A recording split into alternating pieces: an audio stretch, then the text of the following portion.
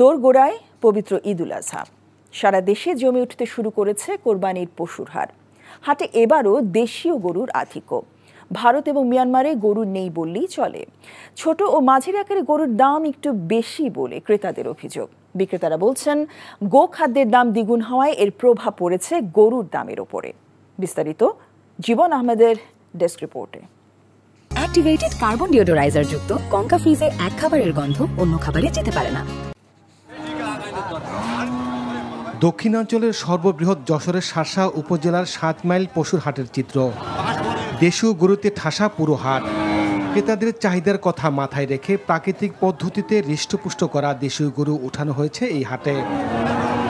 যশোর ছাড়াও ঢাকা, চট্টগ্রাম সহ সারা দেশ থেকে গরু ব্যবসায়ীরা ভিড় করছেন এই হাট থেকে পশু কিনে নিতে। তবে গতবারের চেয়ে এবার গরুর দাম নিয়ে ক্রেতা বিক্রেতাদের রয়েছে পাল্টাপাল্টি অভিযোগ।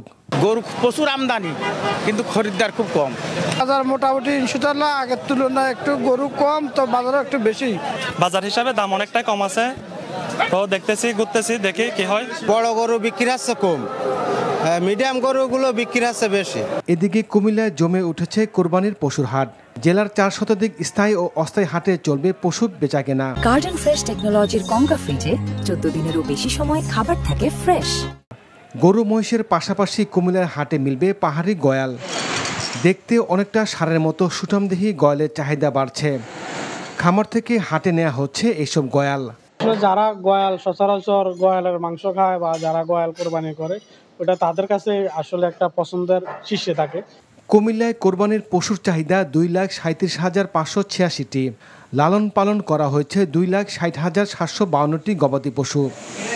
ঈদ উপলক্ষে গরু চোরাচালান রোধে সীমান্তের টহল বাড়িয়েছে বিজিবি। জীবন আহমেদ, এনটিভি নিউজ ডেস্ক।